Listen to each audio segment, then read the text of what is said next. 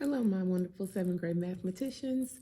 This is the foldable that we have done in class. Just in case you haven't been here, you missed today, I wanted to make sure that you had access to it, or maybe you left it here and you're doing your work at home.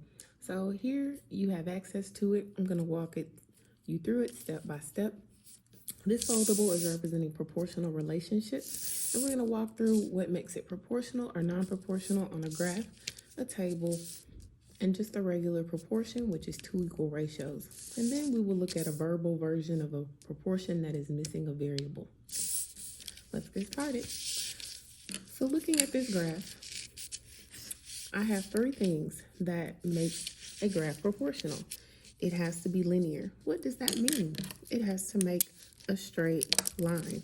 Notice that in the word linear, line is the first 4 letters that you see. If I'm looking at this graph, it makes a straight line. So therefore, this is linear. I can check it off. If I look at this graph, it makes a straight line. So this is linear as well. I can check it off. So now let's look at the next one. Does it pass through the origin? The origin is where the x and y axis meet, and that is at 0, 0. 0, 0. This one meets at the origin. So I can say, yes, it passes through the origin because lines keep going. So it does pass through it. This one, the origin is here. This graph does not pass through the origin, which is 0, 0.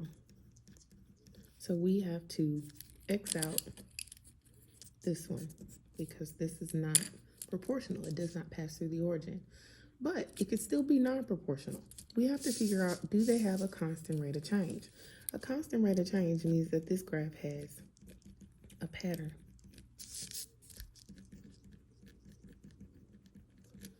So we're going to use our colors to figure this out. So I'm going to start with my first color, starting at the origin, and I'm going to draw a line up to the first dot on the graph, which is here. I went 2, 4, 6. I know that because my graph is counting by 2s. Now I'm going to switch colors and I'm going to pick up where I left off and go over. I went over to 5 because each one is counting by 2.5. Now I'm going to continue this, counting the spaces until I have reached the last point on the graph.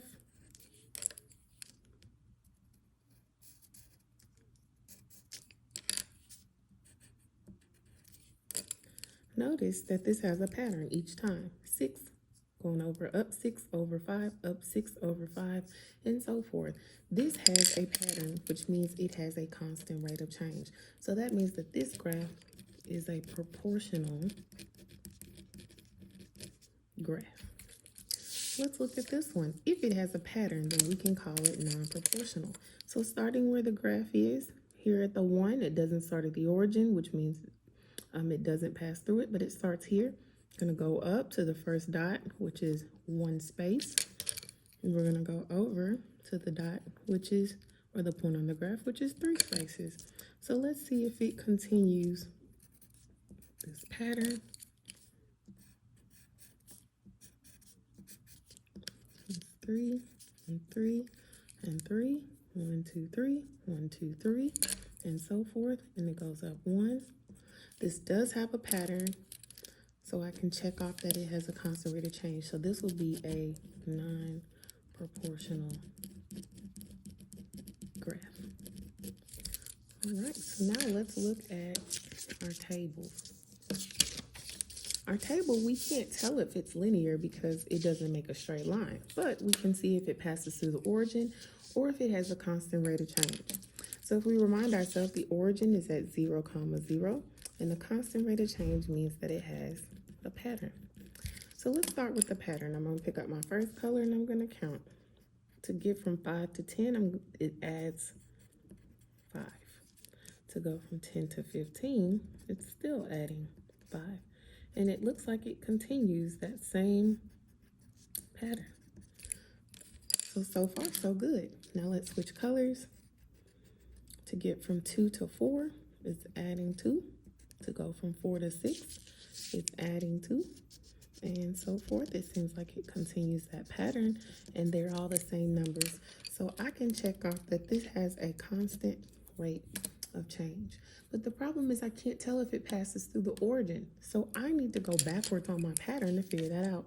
So if I added 5 each time to go backwards on my graph, because I know 0 is a smaller number, so I need to go backwards, not forwards where big numbers are. I need to go backwards to find smaller numbers. I'm going to subtract 5. 5 minus 5 is 0. So far, so good. Now on the other side, if the pattern is adding 2, I need to subtract 2 to find the pattern. 2 minus 2 is 0.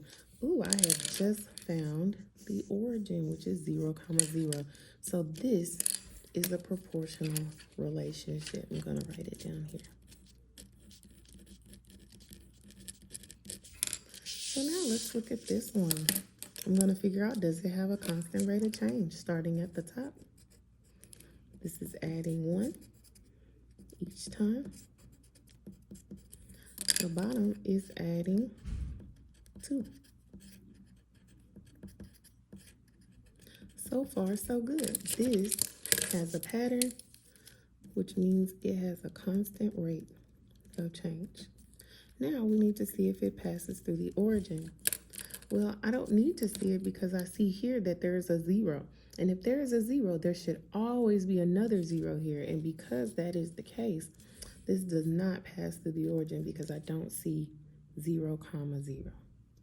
So this graph would be non-proportional. So now let's move on to 2 equal ratios, which equal a proportion. So let's start on this one. There's a few things we could do. We can figure out if there is a scale factor. We can also do inverse operation, and we'll do both. So for my scale factor, I see that to get from 3 to 18, I can multiply by 6. And to get from 5 to 30, I can multiply by 6. Because I have the same scale factor, this is a proportional relationship. Another way to figure this out is by doing the inverse or cross multiplying. So I'm going to do 30 times 3, which equals 90. And then I'm going to do 5 times 18. And what I'm looking for is for them to be equal. And 18 times 5 equals 90 as well. Because 5 times 8 is 40. You carry your 4. 1 times 5 is 5 plus 4 is 9. So 90 equals 90. So this is a proportional relationship because both sides are equal to each other. Next one. This one doesn't have a scale factor that I can see easily. So I'm just going to go ahead and do inverse operation, which is 11 times 18. And I've already done that math on a different sticky. 11 times 18 is 198. And then I'm going to do 7 times 26, which I've already done that math for you. And the answer is 182. These are not equal, so this is non-proportional.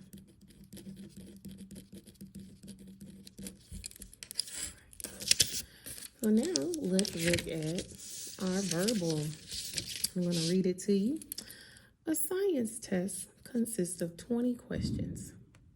Students have 50 minutes to answer all questions. The teacher expects students to spend about the same amount of time on each question. About how many minutes does the teacher expect the students to spend on each question?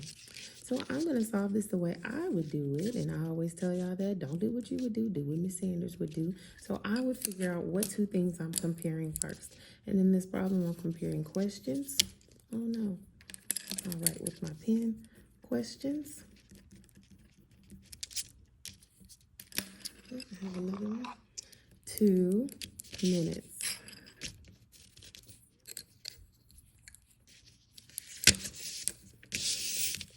I'm about to drop the whole paper. So now I'm going to write my first proportion. In the problem, they said the test consists of 20 questions. 20 goes on top because questions is on top. Then, and it says the students have 50 minutes to take this test. So 20 over 50.